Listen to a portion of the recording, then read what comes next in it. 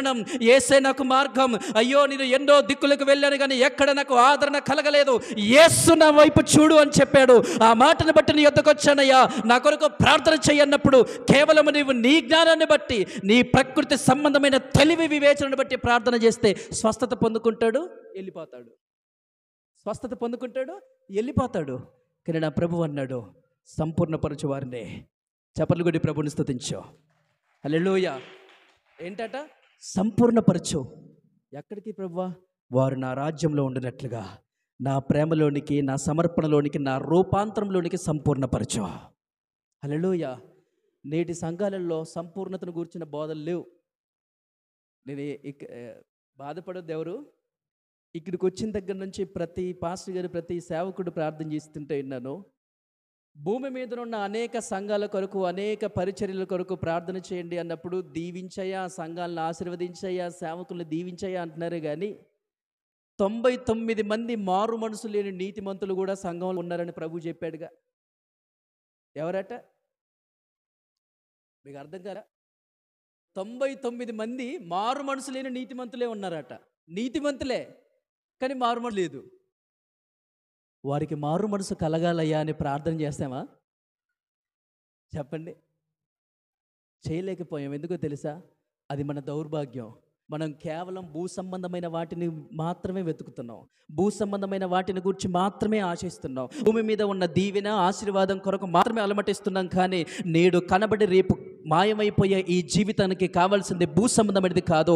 నా ప్రభువైన యేసు క్రీస్తు ప్రాణ త్యాగం వలన కలిగిన ఆ రక్షణ నేను ప్రతి దినము కాపాడుకోవాలి. ప్రతి దినము నాకు పోరాట దినమే, ప్రతి దినము నాకు నా ప్రభువైన యేసు క్రీస్తు ఆత్మలో నాకు యుద్ధ దినమే అని ఆ దినమును గూర్చి నువ్వు ప్రభు ఎదుట మోకాళ్ళుని అయాని కన్నీరు విడుస్తూ, నన్ను బలపరచయ్యా, నీ కొరకు నిలబడతాను, నన్ను ఏ విధంగా వాడుకుంటావో వాడుకో ప్రభు, ఇదిగో నేనున్నానయ్యా, నీ చిత్తము జరిగించినట్లుగా నేను నీ కొరకు నీ పక్షముగా నిలబడతానయ్యా, నేను నడిపించు ప్రభు అని సేవకులు లేడు.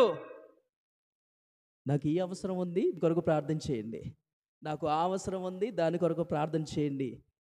అవసరాలు మాత్రమే చెప్పుకొనుచున్నారు కానీ మన అవసరతలు ముందే ఎరగలేదా? ఆయన ఎరిగాడా లేదా?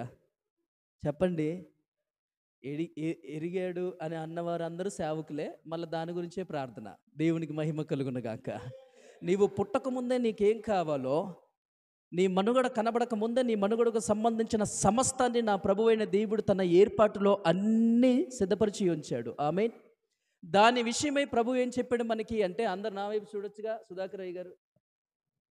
దాని విషయమై ప్రభు ఏం చెప్పారు అంటే, ఏమి తిందుమా, ఏం త్రాగుదమా, ఏమి ధరించుకుందామా అని మీరు చింతపడకండి. ఎందుకు ప్రభువా? ఈ లోకంలో ఉన్న ప్రజలందరూ చేసేది అదేగా. తింటేనేగా బ్రతికేది, వేసుకుంటేనేగా ఘనంగా కనబడేది, తాగితేనేగా మా దాహం తీర్చబడి మీ బ్రతికేది ఈ లోకంలో. కంటికి భూ సంబంధమైన వాటిని మాత్రమే మన హృదయం అపేక్షిస్తుంది. కానీ ఒక్కసారి నీ గుండెల మీద చేసుకొని చూడు, నీ తొలి దినాలు ఎలా ఉన్నాయి. నేను తిన్నా తినకపోయినా నా యేసయ్య కనబడాలి నాలో అన్న దినాలు ఎలా ఉన్నాయి. హల్లెలూయా, హల్లెలూయా. నాకు ఇప్పటికీ జ్ఞాపకం. నేను ఎక్కడ ట్రైనింగ్ చేయాల, ఏ బైబిల్ కాలేజ్ తెలీదు, ఏ పాస్టర్ గారు తెలీదు, ఎక్కడ కూర్చొని నేర్చుకోవాలా. కేవలం ప్రభువు నేను మాత్రమే నేర్చుకున్నాం. గట్టిగా చప్పలు కొట్టి ప్రభువుని స్తుతించవచ్చుగా. హల్లెలూయా. ఏ ట్రైనింగ్ తెలీదు, ఏ పాస్టర్ గారు ఇలా ఇలా ఇలా అని చెప్పింది లేదు. ప్రభు పిలిచాడు, వెంటనే వెళ్ళాను, ఉపవాస దినములు ప్రతిష్ఠించుకున్నాను.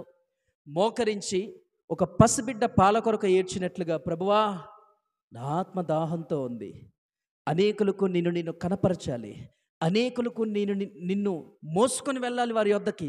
చీకటి కలిగిన స్థలాలు ఎన్నో ఉన్నాయి. మరణముతో ఒడంబడిక చేసుకుని ఇక బ్రతకటం నా వల్ల కాదు అని సూసైడ్ చేసుకోవడానికి, తమరి ఆత్మను వారే హత్య చేసుకోవడానికి ఎంతోమంది సిద్ధంగా ఉన్నారయ్యా. ఎక్కడికి వెళ్ళమంటావు చెప్పు, ఏ ప్రదేశానికి వెళ్ళమంటావు చెప్పు, ఏ వ్యక్తి దగ్గరికి వెళ్ళమంటావు చెప్పు, నీ వాక్యం బ్రతికిస్తుంది. చీకటి కలిగిన ప్రదేశాలను నీ వాక్యం వెలిగిస్తుంది. ఎక్కడికి వెళ్ళాలి చెప్పయ్యా అని ఏడ్చి ఏడ్చి మోకాళ్ళ మీద ఉంటే, మోకాలు నొప్పి వస్తుంటే ఏం చేసేవని తెలుసా? ఆ బండలకి మోకాళ్ళని గట్టిగా గుద్దేవాడిని. ఎందుకు నొప్పి వస్తున్నావు నువ్వు? నేను నా ప్రభువుతో మగసిరి గలవాడని పోరాటం చేయాలని ఇష్టపడుతున్నాను అని చెప్పి నా ప్రభు సన్నిధిలో ఖచ్చితంగా మోకరించి అయ్యా అని ప్రభువుని ప్రాధేయపడితే నా ప్రభు నాకు చెప్పాడు, నువ్వు నా చాటును నివసిస్తున్నావు అన్నాడు. హల్లెలూయా, హల్లెలూయా. మహోన్నతుని చాటును నివసించువాడే ఆ 2018 సంవత్సరం అందు నా ప్రభు నచ్చిన వాగ్దాన అధ్యాయం అదే. నా పరిచర్య చేయడానికి ఇదిగో నేను నీకు తోడై ఉన్నాను, వెళ్ళు అన్నాడు. హల్లెలూయా. ఆ తొలి దినాలలో అక్కడ ప్రారంభించబడిన పరిచర్య ఎన్నో కుటుంబాల యొద్దకి, చచ్చిపోయే స్థితిలో ఉన్న వారికి రాత్రి దర్శనాలు కనపరిచి పలానా వారు చెప్పినప్పుడు ఆవిడెవరు నాకు తెలియదు, నేనెవరో ఆవిడికి తెలియదు. పాస్టర్ అమ్మగారు వాళ్ళ ఫ్రెండ్ వాళ్ళ అక్క ఆవిడికి ఫోన్ చేసి, మీ అక్కగారు ఇలా అంట కదా అని అంటే, లేదు బాగానే ఉందిగా అనేసి అన్నారు. అవునా, అయితే ఇది ఏమన్నా వేరే నా ఊహా తలంపు కావచ్చు అని చెప్పేసి నేను అనుకున్నాను. 2 రోజుల తర్వాత ఆవిడ ఫోన్ చేసి, మీరు చెప్పింది నిజమే, మా అక్క మాకు తెలియకుండా చచ్చిపోవడానికి సిద్ధపడిందంట అని అన్నదే. హల్లెలూయా. నీవు దేవుని ఆత్మను బట్టి ఆకలిగొని ఉంటే, దేవుని ఆత్మను బట్టి నడిపించబడటానికి ఇష్టపడితే, నీవు దేవుని ఆత్మను బట్టి ఈ పరిచయం చేయడానికి ఇష్టపడితే, నిన్ను పిలిచిన వాడు నమ్మదగినాడు. నువ్వెక్కడ బాధపడకుండా, నీ కాలు ఎక్కడ చిక్కుపడకుండా, ప్రభువైన దేవుడు నిన్ను నడిపిస్తున్నప్పుడు నీ ఆత్మ ఆ నడిపింపులో పరవశిస్తుంది. హల్లెలూయా. శ్రమ కలుగుతాయి, వేదనలు కలుగుతాయి, ఇబ్బందులు వస్తాయి, ఇరుకులు వస్తాయి. మనకంటే ముందు ప్రభు దగ్గరికి చేర్చబడిన అపోస్తలులకే తప్పల శ్రమలు, నిందులు, అవమానములు. మనం ఎంతటి వారం? అవునా కాదా? ఘనమైన వారు ఉన్నారు, ఇది ఎవరు మాట్లాడట్లే, అవునట్లే, ఏమనట్లే. హల్లెలూయా, హల్లెలూయా. మనకంటే ముందుగా వెళ్ళిన వారికంటే మనం ఏమాత్రం గనులం కాదు, పరిశుద్ధులం కాదు. వారి తెగింపు ఏంటంటే, ఇప్పటికిప్పుడు నన్ను చిరచ్ఛేదనం చేసిన క్రీస్తు కొరకే అది జరగాలి అన్న తెగింపుతో వారు పరిచర్యకు వచ్చారు. హల్లెలూయా. కానీ మనం మాత్రం, అమ్మో అప్పుడేనా ప్రభువా, అప్పుడేనా? కాదు, నా మనవలను ఎత్తుకోవాలి, మనవరాలను ఎత్తుకోవాలి, లేదంటే నా పిల్లలు దయాస్ మీద ఉండి వాక్య పరిచర్య చేస్తుంటే నేను చూడాలయ్యా అని అడుగుతాం. అది కాదు, ప్రభు కొరకు బ్రతుకుట క్రీస్తే, చావైనా నాకు మేలే అని చెప్పగలిగిన జీవితంలోకి రావాలి. హల్లెలూయా, హల్లెలూయా. నీ సంవత్సరాలు తరగకపోవచ్చు, కానీ మరణం నీ కొరకు ఎదురు చూస్తుంది. ఎలాగో తెలుసా? నువ్వు పుట్టకముందే నీ సమాధి కొరకు ఒక దినాన్ని ప్రభు సిద్ధపరిచి నిన్ను పంపించాడు ఇక్కడికి. హల్లెలూయా. నువ్వు పుట్టకముందే నీ దినం ఒకటి నిర్ణయించబడింది. అది యోబు గ్రంథంలో 17వ అధ్యాయంలో మొదటి మాట అదే. నేను క్షీణించిపోయాను, నేను ఆయాసపడ్డాను, నేను సొమ్మసిల్లిపోయాను, ఇక నా కొరకు సమాధి సిద్ధంగా ఉందన్నాడు. ఎప్పుడు సమాధి సిద్ధంగా ఉంది? నీకు రోగం వచ్చినప్పుడా? సమాధి నీకు ఎప్పుడు నీ సంవత్సరాలు అయిపోయాకనా? కాదు, నువ్వు పుట్టకముందే నువ్వు చనిపోవడానికి కూడా ప్రభు ఒక దినాన్ని నిర్ణయించాడు. హల్లెలూయా, హల్లెలూయా. కాబట్టి నా ప్రియమైన దేవుని సంగమా, నీ పరిచర్య వర్ధిల్లాలి అంటే, నీ జీవితం ఫలించాలి అంటే, ఎప్పుడు చనిపోతామో ఎప్పుడు మాయమైపోతామో తెలియని ఈ బ్రతుకుకి కన్నీటి ప్రార్థన అనే ఆయుధం కావాలి. హల్లెలూయా. ఈ కన్నీటి ప్రార్థన నీకు లేకపోతే నువ్వు దేన్ని జయించలేవు. ఈ కన్నీటి ప్రార్థన త్యాగం నీకు లేకపోతే నువ్వు దేన్ని కూడా తొలగించుకోలేవు. ఈ కన్నీటి ప్రార్థన నీకుంటే అన్యజనులందరూ కూడా నువ్వు విడిచిన కన్నీటి ప్రవాహంలో కొట్టుకొని వస్తారు సంఘానికి. హల్లెలూయా.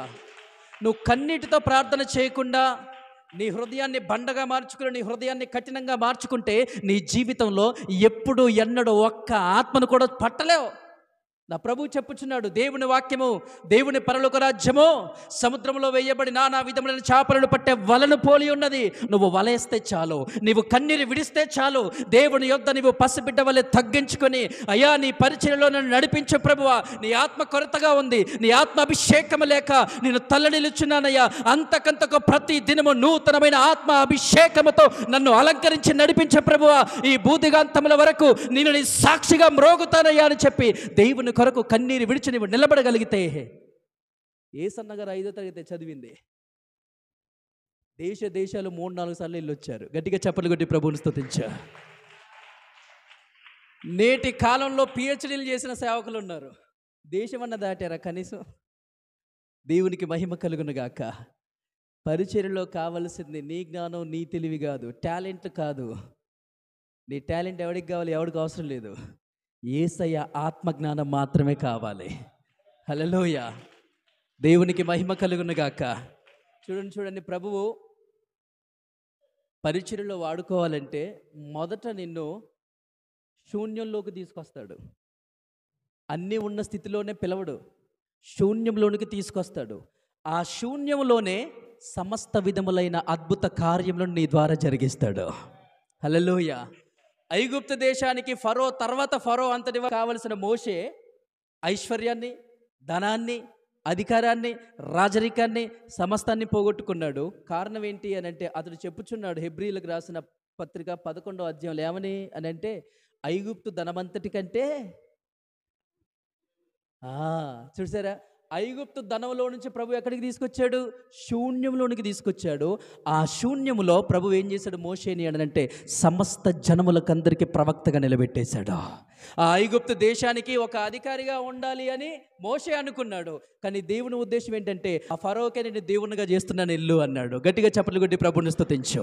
ఆ ఐగుప్తు దేశంలో ఉన్న ఫరో నుంచి సమస్త లోకాలు వణుకుతుంటే ఫరో మాత్రం నిన్ను చూసి భయపడతాడు, నువ్వు వెళ్ళు అన్నాడు. ఎందుకయ్యా అంటే, నీ దేవుడు అట్టివాడు, నీ దేవుడి అభిషేకం అంత బలమైనది, నీ దేవుడి ఆత్మ నడిపింపులో ఉన్న తెగువ ఈ లోకంలో సమస్తాన్ని జయించగలుగుతుంది. హల్లెలూయా. ఈ ఆత్మ నడిపింపు లేక సేవకులందరూ చల్లారిపోతున్నారు. ఈ ఆత్మ అభిషేకం లేక సేవకులందరూ సేవలో దిగజారిపోతున్నారు. కేవలం పొట్టకూటి కోసం మాత్రమే సేవ చేసే విధానాలకు మారిపోయారు. మొదట మాత్రం రోషమే, మొదటి దినాలలో తెగింపే, మొదటి దినాలలో సమర్పణతోనే వచ్చారు. హల్లెలూయా. కానీ దినాలు సంవత్సరాలు మారగానే సంపాదన కొరకు సేవగా మళ్ళీ అదే దైవజనుడు ఏం చెప్తాడంటే, నువ్వు ఈ లోకంలో నుంచి ఏది తీసుకొని పోలేవు అని చెప్తాడు. మళ్ళీ అదే దైవజనుడు ఏం చేస్తాడంటే, ఈ లోకంలో అన్నీ కొనుక్కుంటాడు. హల్లెలూయా, హల్లెలూయా. నువ్వు సంపాదించాల్సింది ఏంటో తెలుసా? యెషయా గ్రంథం, ప్రవక్త అయిన యెషయా గ్రంథం. Thank you lord, thank you Jesus, thank you my Holi spirit.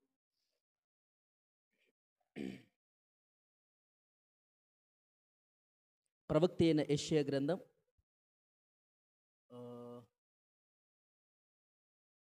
59వ అధ్యాయం 21వ వచనం. నువ్వు సంపాదించుకోవాల్సింది ఏంటి? అసలు నీ పిల్లలకి నువ్వు సంపాదించి పెట్టవలసింది ఏంటి? నీ పిల్లలకి నువ్వు ఏమి ఇచ్చి నువ్వు దేవుని యొద్దకు వెళ్ళాలి? నువ్వు ఏం సంపాదించి దేవుని యొద్దకు వెళ్ళాలో అక్కడ స్పష్టంగా రాయబడి ఉంది. ఎవరైనా చదవండి. ఎవరితోని అందరు నా వైపు చూడండి. ఎవరితో నా నిబంధన? అమ్మ అందరు నా వైపు చూడాలి, అందరు నా వైపు చూడండి. అరుణ అమ్మగారు అందరు నా వైపు చూడాలి. ఎవరితో నీ నిబంధన? దేవుడు నాకు అప్పగించిన ఈ పరిచర్య నేను ఎక్కడ పోగొట్టుకోకుండా, దేనికి లోబడకుండా, కేవలం నా దేవుని ఆత్మ చేత మాత్రమే నేను ఈ పరిచర్య జరిగించాలి. ఎటువంటి లబ్ధి ఆశించకుండా, ఎటువంటి లాభాన్ని ఆశించకుండా దేవుడు నాకు అనుగ్రహించిన పిల్లలని దేవుని వాక్యము చేత పెంచి పోషించి క్రీస్తు రూపాంతరంలోనికి మార్చి క్రీస్తు సింహాసనం ఎదుట సంపూర్ణ పరిచయం నిలబెట్టాలి అని ఎందరైతే ఒక మంచి సమర్పణ కలిగి పరిచర్య చేయడానికి వచ్చారో వారితో నా ప్రభు ఒక నిబంధన చేస్తున్నాడట. హల్లెలూయా. ఏంటట ఆ నిబంధన? ఇప్పుడు చదవండి.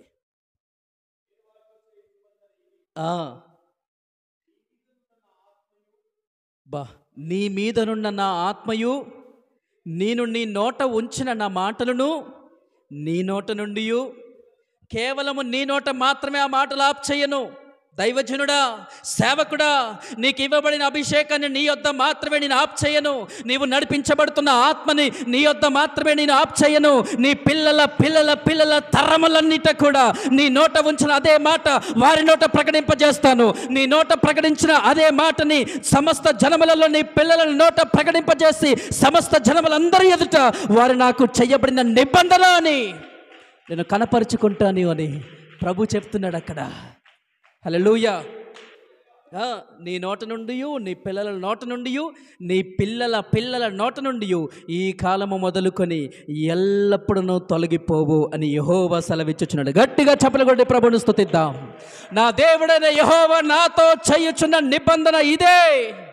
నా మీద నుండి నా ఆత్మను నా పిల్లల పిల్లల పిల్లల మీద కుమ్మరించబోచున్నాడు. గట్టిగా చప్పట్లు కొట్టి ప్రభువును స్తుతించు. నాకు అందించబడిన ఆయన సువార్తను నా పిల్లల పిల్లల నోటి నుండి సమస్త అన్య జనులలో ప్రకటింపజేయబోచున్నాడు. ఇది నీకు మంచి ధైర్యం కలిగించే మాట. హల్లెలూయా. ఈ మాటలు బట్టి నీ హృదయం ఏం గ్రహించాలో తెలుసా?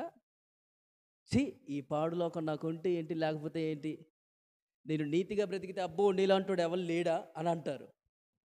దుర్నీతిగా బ్రతికితే నువ్వేం బతుకుతున్నావురా అంటారు. అసలు ఈ లోకమే నాకొద్దు. హల్లెలూయా. నాది పరలోకం. దేవునికి మహిమ కలుగును గాక. ఎప్పుడెప్పుడు వెళ్ళాలా అని నీ ఆత్మ అల్లాడుతూ ఉండాలి. నాది పరలోక రాజ్యం. మీ దేవుడు అంటే ఏం చెప్పాలి? సియోన్ అని చెప్పాలి. చెప్పండి గట్టిగా. హల్లెలూయా. ఒక పాస్టర్ గారు చెప్తుంటే విన్నాను నేను. పాస్టర్ గారు బస్సులో ప్రయాణం చేస్తున్నాడట. వాక్యం ప్రకటిస్తూ ఉంటే కొంతమందికి అన్యులకి క్యాస్ట్ ఫీలింగ్ ఉంటుంది కదా. వారు మాట్లాడితేనే వింటారు కొంతమంది, వేరే వాళ్ళు మాట్లాడితే వినరు. అయితే ఆ పాస్టర్ గారిని అడిగారట, అయ్యా మీది ఏం కులం అని అడిగారట. అడిగేసరికి అబ్బా వీళ్ళు భలే దొరికారా, వీళ్ళని ఏదో ఒక విధంగా వీళ్ళకి స్వార్థ చేయాలని చెప్పి అమ్మ మాది పరిశుద్ధ కులం అన్నాడట. హల్లెలూయా. పరిశుద్ధ కులం అనేసరికి వీళ్ళు పుట్టినది మొదలుకొని ఇప్పటి వరకు ఆడలేదయ్యా అది. ఈ పరిశుద్ధ కులం ఎక్కడిది మాకు తెలియదయ్యా అంటే ఆయన అన్నాడట, అమ్మా ఈ పరిశుద్ధ కులం నీకు నువ్వు పెట్టుకునేది కాదు, కానీ నీకు తెలియక ముందు నుంచే ఉందమ్మా ఈ పరిశుద్ధ కులం అని అంటే, అది అది అట్టగా అనంటే యేసు రక్తము చేత కడగబడు. హల్లెలూయా. నీవు యేసు రక్తము చేత కడగబడు, యేసయ్య వాక్యము చేత అంటు కట్టబడి జీవించు, యేసయ్య ఆత్మ చేత నడిపించబడు, నీ కులం కూడా పరిశుద్ధ కులం అయిపోద్ది. హల్లెలూయా. అదేంటి మరి గవర్నమెంట్ నుంచి రిజర్వేషన్లు, గవర్నమెంట్ నుంచి పెన్షను, గవర్నమెంట్ నుంచి మరి లోన్లు. అసలు ఈ గవర్నమెంట్ ఏడిది? నాది ఈ ఊరు కాదు. నా కులం సియోనుకు సంబంధించిన కులం. హల్లెలూయా. నా కులం పరలోకానికి సంబంధించిన కులం. ఈ లోకానికి సంబంధించిన కులం అయితే నాకు రిజర్వేషన్లు ఉంటాయి. నాది పరలోక రాజ్యం నాది. నా కులం పరలోక రాజ్య సంబంధమైనది కనుక ఆల్రెడీ నేను రిజర్వేషన్ చేయబడిన వ్యక్తినే. హల్లెలూయా. హల్లెలూయా. మీ అందరికంటే ముందుగా నేను రిజర్వేషన్ చేసుకున్నానమ్మా. ఎలా చేసుకున్నావు? క్రీస్తు యేసు నా పక్షముగా దిగి వచ్చి పరలోక రాజ్యంలో నాకు స్థలమును రిజర్వేషన్ చేసి ఉంచాడు. హల్లెలూయా. దేవుని పరిచర్యలో నీకు ఉండవలసిన లక్షణం ఏంటో తెలుసా? తెగింపు. ఈ లోకంలో వినబడేది, ఈ లోకంలో కనబడేది నీలో వినబడొద్దు, నీలో కనబడొద్దు. హల్లెలూయా. పరలోక రాజ్యానికి గురితే అటువంటి జీవితం. ఇదేంటి మేము అన్నడు ఎప్పుడు చూడలేదు కదా? చూడవు. మరి ఎక్కడిది ప్రత్యేకత? నా కొరకు దిగి వచ్చిన యేసయ్యలో ప్రకాశించుచున్న ప్రత్యేకత ఇది. హల్లెలూయా. హల్లెలూయా. సో కన్నీటి ప్రార్థన నీకు లేకపోతే ఇటువంటి అనుభవాలు నీకు వస్తాయా? చెప్పండి. అసలు నీ హృదయమే పలగట్లే, లోతైన మర్మాలు ఎలా వస్తాయి నీకు? కన్నీటి ప్రార్థన నీకు లేకపోతే నీ సంఘం కూడా బండగానే మిగిలిపోద్ది. ఎందుకంటే నువ్వే ఫలించట్లా, ఇంకా నీ సంఘం ఎలా ఫలిస్తుంది? అవునా కాదా? అందరూ చెప్పాలి. అవునా కాదా?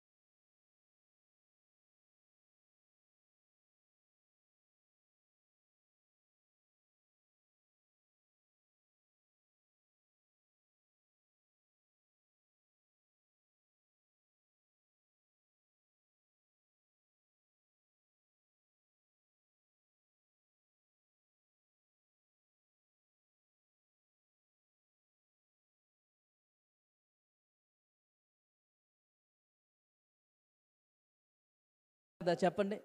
నువ్వే కన్నీటితో బిక్కుమని ఒక ఒక ఒక చుక్క కూడా వదిలిపెట్టట్లే ప్రభు సన్నిధిలో. ఇంకా నీ సంఘం పరిస్థితి ఏంటి? నేను కొంతమందిని చూసి అనుకుంటాను, మిమ్మల్ని కాదు, కొంతమందిని చూసి అనుకుంటాను, వీళ్ళే ఇలా ఉన్నారంటే ఇలా సంఘం ఎలా ఉండాలి? ఇంకా చాలాసార్లు అనుకున్నాను నేను. దైవజనుడు మాట్లాడుతున్నప్పుడు తోటి దైవజనుడే, ఎప్పుడొచ్చావు? అవునా? ఆహా అలాగా? ఏ గౌరవం ఇస్తే నీ సొమ్ము ఏమన్నా పోద్దా?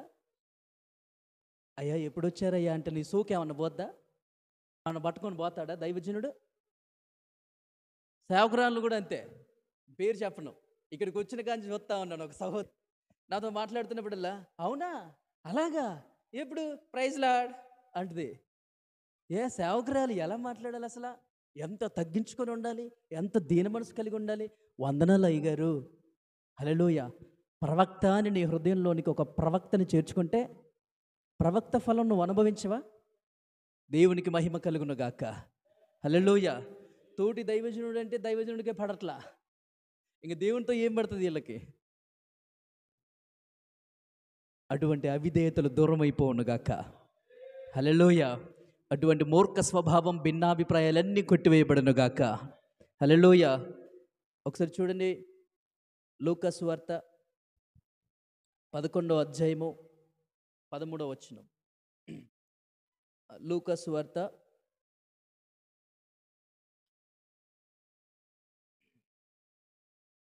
మొదట 12వ అధ్యాయము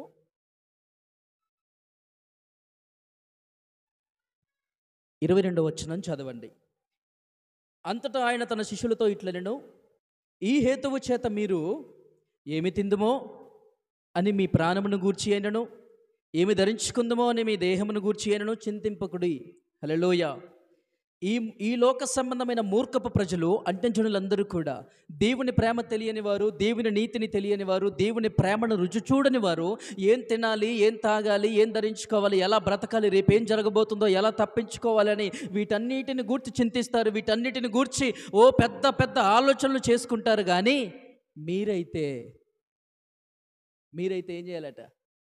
ఆయన రాజ్యాన్ని, ఆయన నీతిని వెతకాలి. హల్లెలూయా, హల్లెలూయా. దాని తర్వాత 11వ అధ్యాయము 9వ వచనం చదవండి.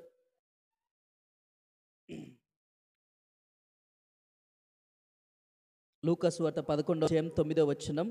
అటువలే మీరును అడుగుడి, మీకు ఇయ్యబడును, వెదకుడి, మీకు దొరుకును, తట్టుడి.